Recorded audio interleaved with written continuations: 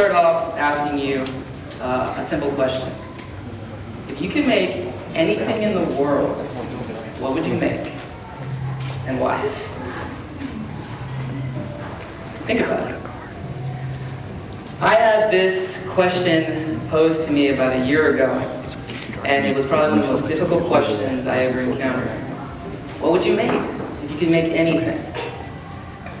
I want to share with you a little bit of that journey, and personally for me, it's been an experience that has transformed my life and the life of my students. So where did this come from? What exactly is 3D printing? Well, if we look at it from a technical standpoint, 3D printing is basically a technology that lays materials one layer at a time, and it can be any material that you want, plastic, metal, and it creates an object. I encountered this technology about 4 years ago, actually, for the Walt Disney Company.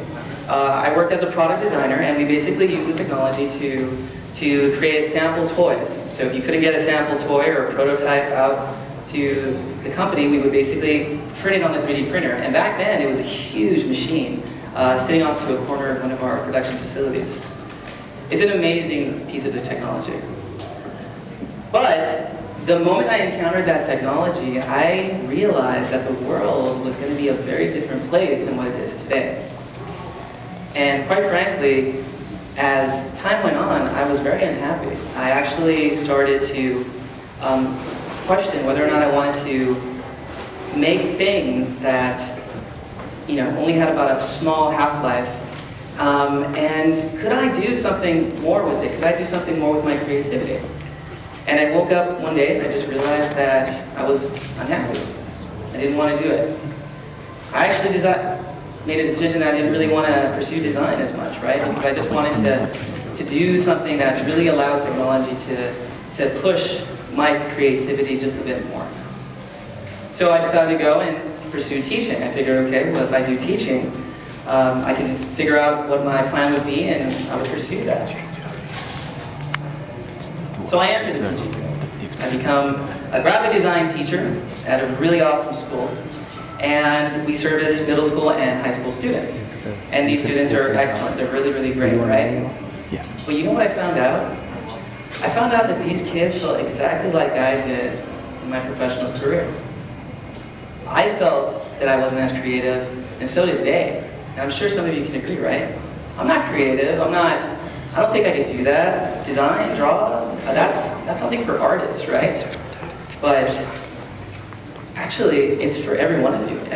Each and every one of you can establish that. It's all for you. You know what else I discovered? I discovered also that our students were really, really good with technology. Every one of us have a mobile device, and every one of us know how to use it. Some of you have brothers and sisters that all know how to use a mobile phone better than they can tie their own shoes. And I discovered that within our students as well. So 3D printing technology was one of these things that just came on in front of me, it landed on my doorstep. Through a really generous donation, we acquired this printer and we basically began using it. So what exactly is this printer? What exactly is this technology? Well, let me briefly explain what it is. For one, it's moving very quickly. It's actually compared to like a PC, right? So in America today, and all over the world, it's growing very fast. Every year, technology doubles. It goes better and better, as we all know. But if you actually look at this 3D printing and compare it to something like the PC back in the 80s, you actually find out that computers and 3D printers are really identical. They're actually about the same. They go really fast, they get really, really, really good, and we have people that accept the technology and they start getting into it really, really early. And then, of course, everyone else jumps on board, and before you know it, everyone's got this machine, right? So if you want to know where we're actually right about here. We're at the very beginning of a revolution. A revolution of creatives, a revolution of makers, and you're one of them. You are all one of them. And it's entering education, just like it did for me about a year ago.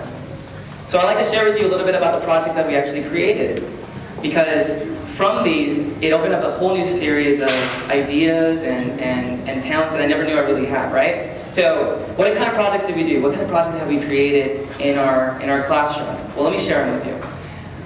I don't know about you, but I hate math. Anyone here feel the same way? Wow, there's a lot of you guys. I'm not the biggest math fan. You know, I really don't enjoy math as much, right? But guess what?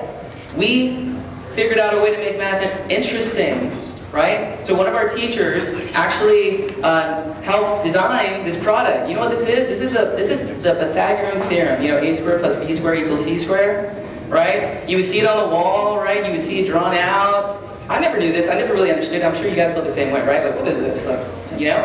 But this actually allows you, this product here, to create the Pythagorean theorem, or actually visualize it. So it's super interactive. You can move parts around, you can see the areas, and it allows you to basically see this, right? This is cool, right? Because for the first time, I can actually hold this theory, right? So math is excellent. Okay? What else can you do with math? Oh, come on. What else? Well, let me show you. You can actually use math to create coordinates, right? Remember those coordinates that you would draw on a piece of paper and graph it out on graphic paper?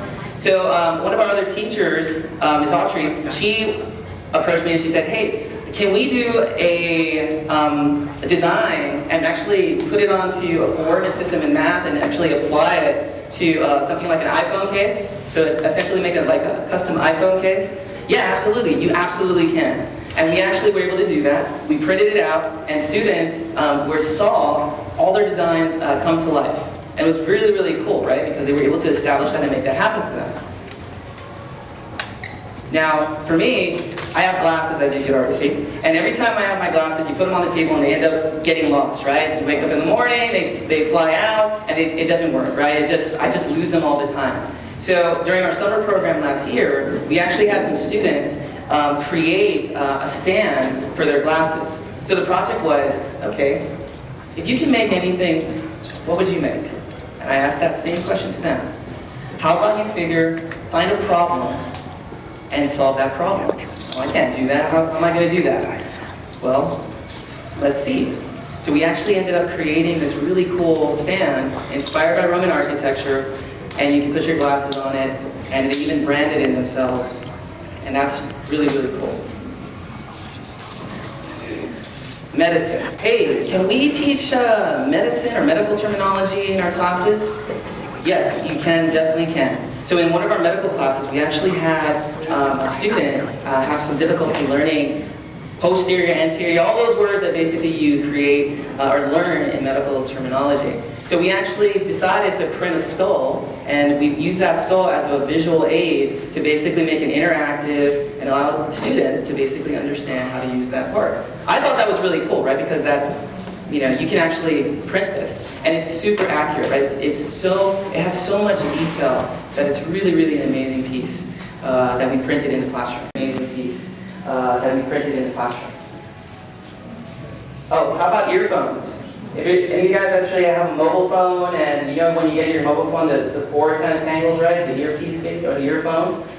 And you know what the cool thing about this is that students learn how to trial and error, basically. You know, every one of us thinks that we have to get it right the first time, and there's so much pressure. You know, I felt that same way. I felt so much pressure trying to get things right the first time. And you don't have to. You actually can experience it and make changes and make things better. And this was something that our students were able to create. The item on the right, this is cute. So these are high schoolers that learn this, but middle schoolers also can learn this as well. It's so easy that a middle schooler can learn it. So what this is actually a cover for the laptop of the camera lens. So I have a sixth grader come up to me, and the sixth grader asked me, I really don't like it that the NSA is watching my mom. It's like, what? I'm like, wait, so this young lady comes up and she hears the news about the NSA watching the students and watching people, and she basically wanted to create a cover and design a cover for the camera. I said, great, you know what? Absolutely, you can totally do that. That's perfectly fine.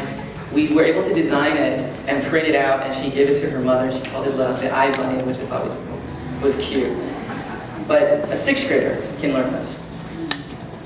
This is a cool project. This is a science project, or science fair project, from another sixth grader.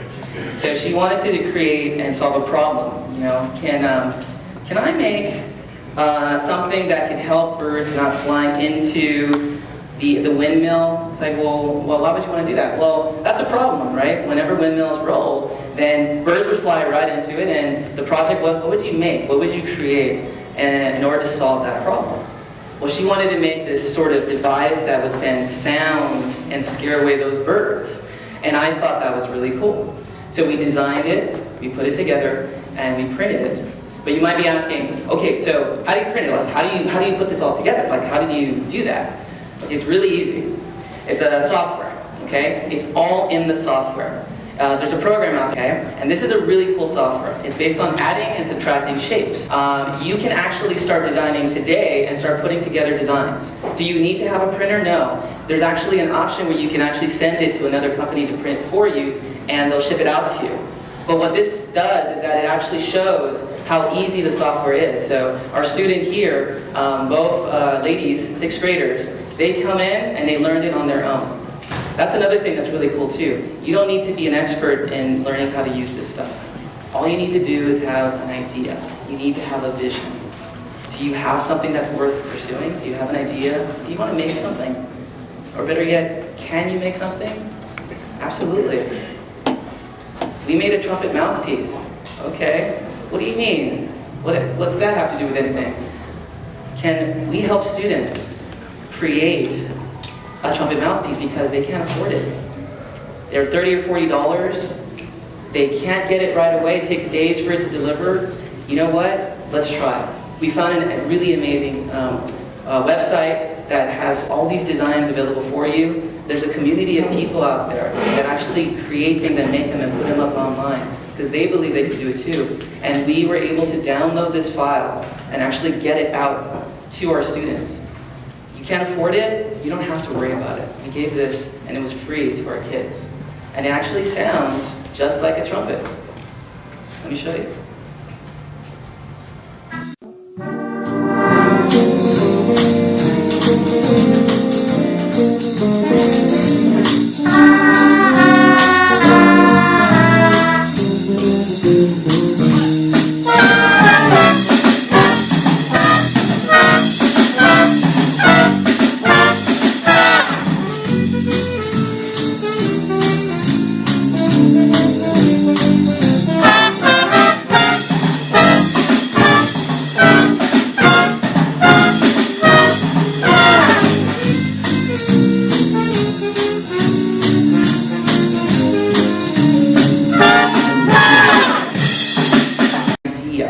And that was it. They just needed an idea.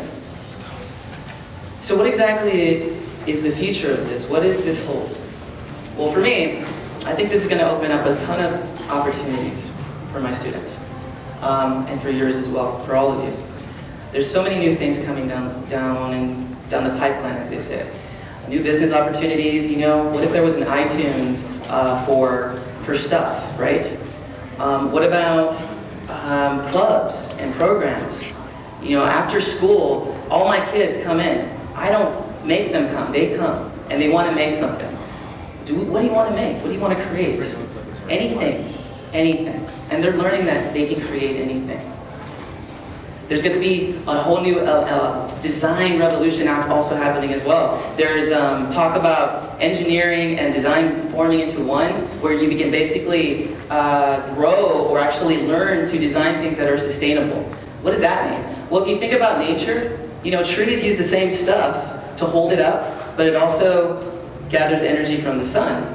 Well, with this technology, we can actually learn how to harness that power in nature and actually create forms, structures, buildings that can power themselves. And this is where we're going with our class. I want to teach my students that they can actually use nature as inspiration to create something new, something never before seen.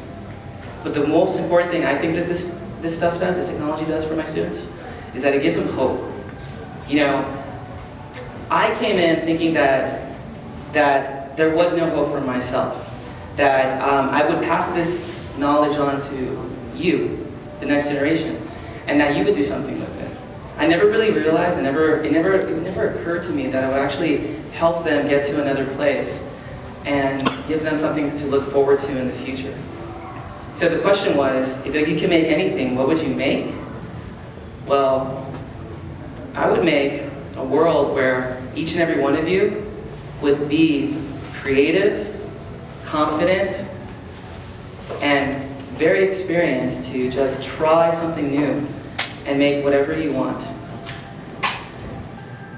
So TEDx, thank you, and have a wonderful day.